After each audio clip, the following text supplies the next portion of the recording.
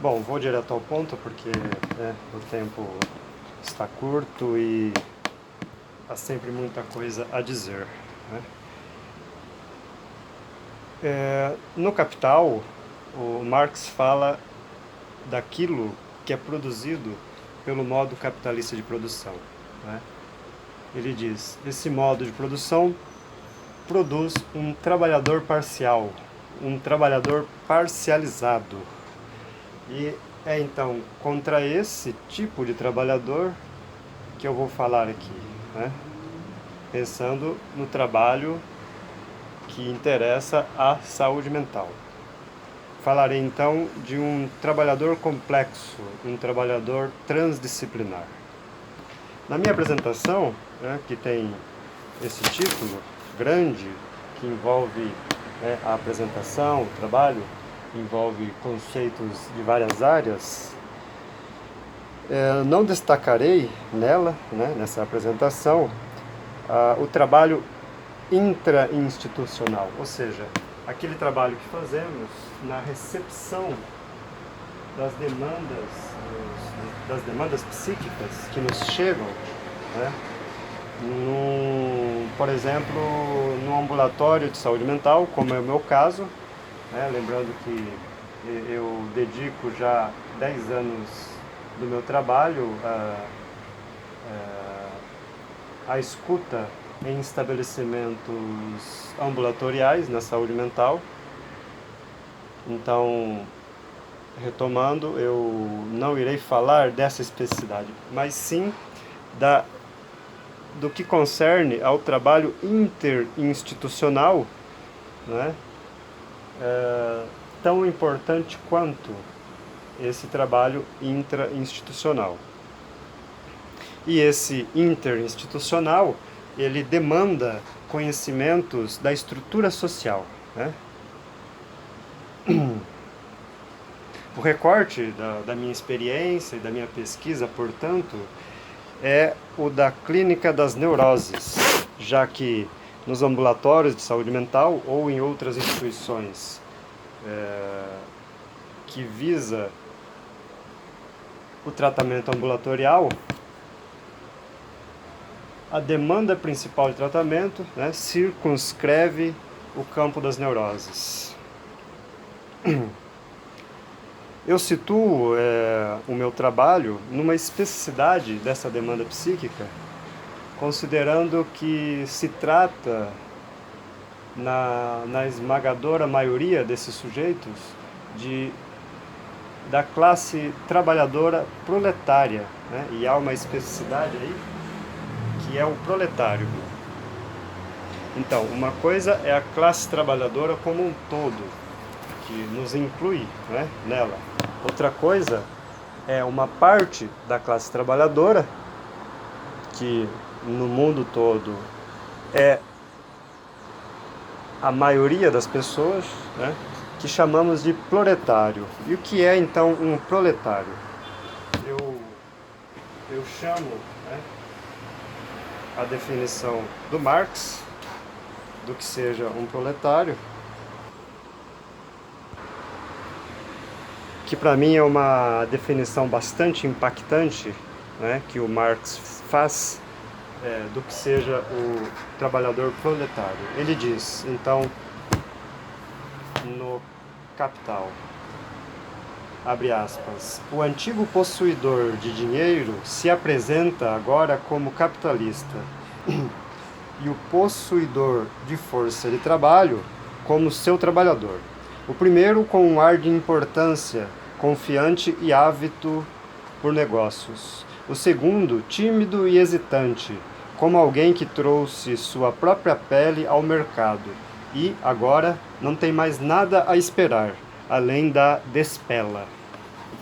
Então, né, é com esses sujeitos que lidamos no campo da saúde mental. Então, há uma especificidade do público com o qual trabalhamos, né, que se trata de estarem constantemente às voltas com as questões das necessidades básicas.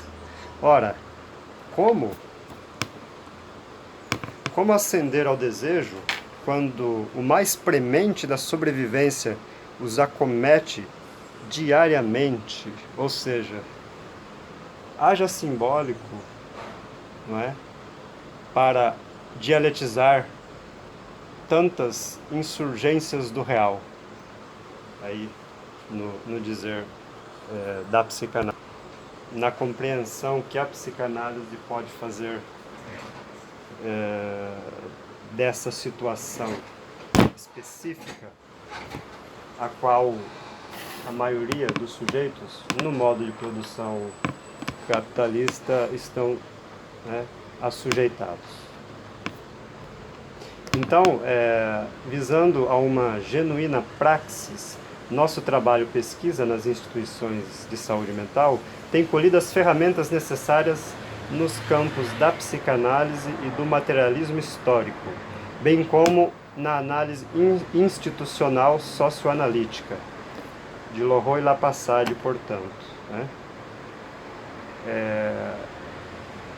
Recorremos a essas referências porque entendemos que a partir delas podemos operar uma atuação transdisciplinar. O que quer dizer transdisciplinar, então, nesse entendimento que temos?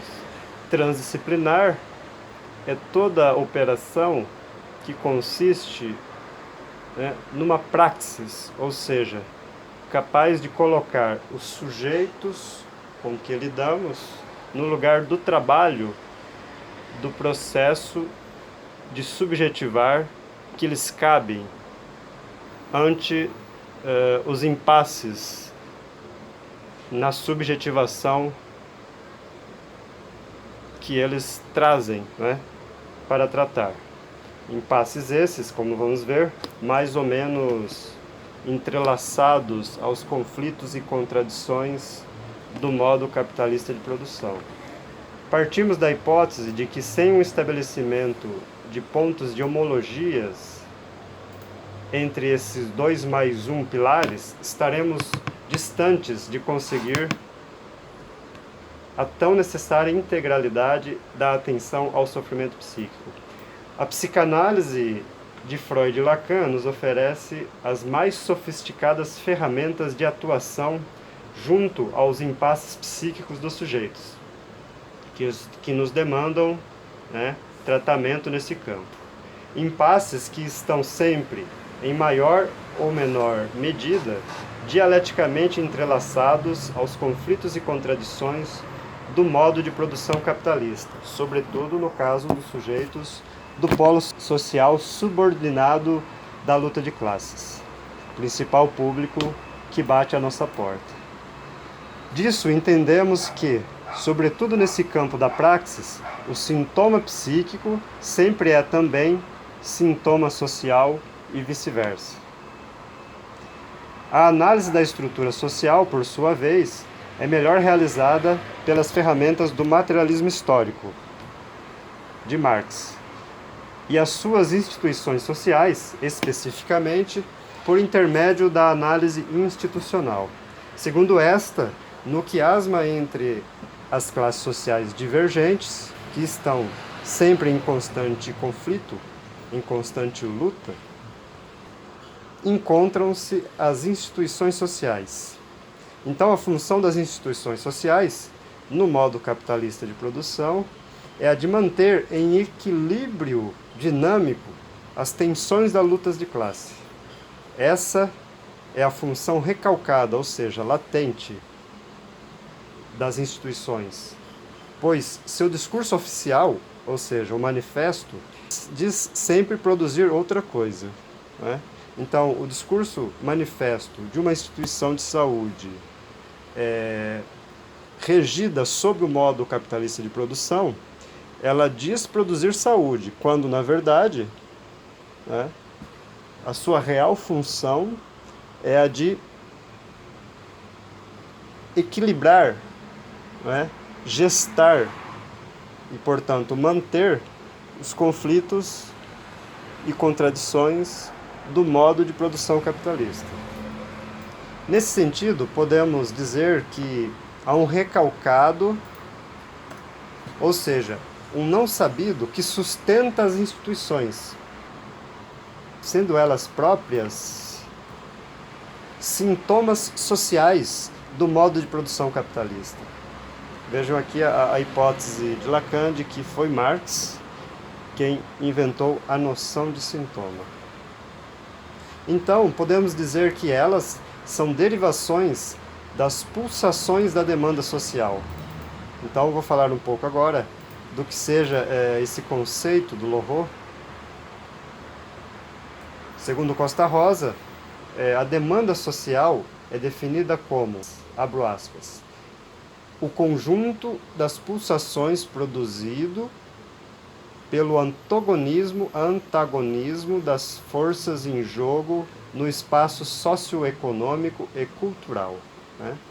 Essa definição de demanda social e o fato de que as instituições são as suas derivações após a mediação da ideologia dominante faz das instituições palcos de luta política, já que, então eu vou falar aqui dessa hipótese de que existe um pêndulo, né, nas instituições, e esse pêndulo, do seu modo hegemônico, né, as instituições, esse pêndulo tende aos interesses da classe dominante, mas é por intermédio mesmo das instituições que podemos reverter e jogar esse pêndulo para o lado dos interesses da classe trabalhadora. Bom, então, essa definição de demanda social nos leva à hipótese de que as instituições são palcos de luta política. Essa é uma hipótese da Madel Luz, que é uma sanitarista importante brasileira, já que, apesar de tenderem à reprodução das relações capitalísticas e de suas formas de subjetividade, também é por meio destas mesmas instituições, quando subvertidas, que poderemos vir a produzir efeitos avessos à forma de sociabilidade dominante, o que dependerá, então, por parte dos seus agentes institucionais, ou seja, seus trabalhadores, o que dependerá do entendimento das funções institucionais supracitadas. Então, a função latente e a função manifesta. É ponto pacífico que foi apenas por meio das instituições públicas do SUS, Sistema Único de Saúde, que os trabalhadores proletários e excluídos do trabalho e do consumo básico tiveram acesso aos serviços de saúde e saúde mental, historicamente impossibilitados de acessar os consultórios dos profissionais liberais, incluindo o do psicanalista. No entanto, em nosso país, mesmo com os avanços das reformas sanitária e psiquiátrica, salvo exceções pontuais no tempo e no espaço, tais instituições têm realizado os interesses do polo social dominante na luta de classes. Por redobrarem a extração da mais-valia, agora de forma indireta, pelo estímulo do consumo de mercadorias da grande indústria químico-farmacêutica. Vocês sabem que é nada menos que a segunda maior indústria do mundo, né? E com isso, portanto, reproduzindo as relações sociais capitalísticas. Assim, ressaltamos a necessidade da criação de novos aparatos institucionais, capazes de inverter o modo de produção das instituições e, com isso, os fins produtivos, para dar vazão aos reais interesses do polo social subordinado da luta de classes. Entendendo que é somente a partir de um novo paradigma de tratamento, imprimido por essas novas formas de organização social e institucional, que a psicanálise terá um terreno de atuação mais profícuo. Com isso, chama a atenção para o novo paradigma de tratamento em saúde e saúde mental que devemos instaurar nas brechas do paradigma de tratamento hegemônico. Munidos desses referenciais de análise das estruturas psíquicas, com seus respectivos modos de estruturação, de impasses e equacionamentos possíveis, e da estrutura social, com sua trama institucional, o trabalhador de saúde mental estará mais capacitado para lidar tanto com a demanda psíquica, né?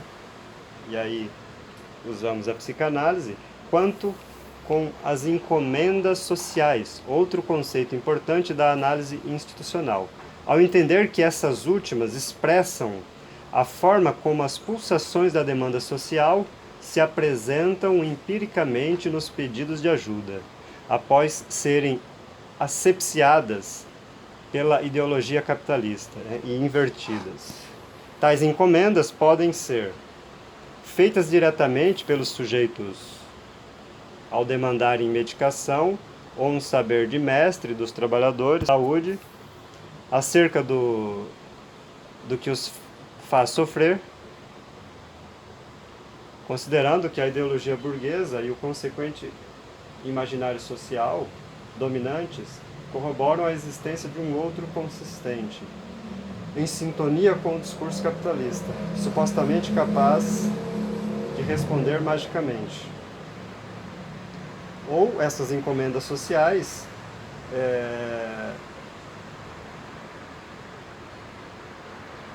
podem ser feitas por outros estabelecimentos públicos, como é o caso dos volumosos encaminhamentos da educação visando a readaptação de alunos problemas. Em outros termos, o que rompe subversivamente nos sujeitos, que poderia, entre outras coisas, desembocar em reivindicações populares frente às péssimas condições de vida e trabalho, é capturado pela ideologia, que no campo da saúde mental coletiva se expressa pela via do discurso médico-psicológico, psicologismo e medicalização. Que, para concluir, mesmo entendendo que sem a psicanálise não podemos operar uma clínica singularizante, a apreensão das problemáticas no campo da saúde mental coletiva apenas pela psicanálise pode deixar de lado os determinantes socio-institucionais e econômicos que, no caso da classe operária e excluídos do trabalho, incidem sobremaneira na produção do sofrimento psíquico.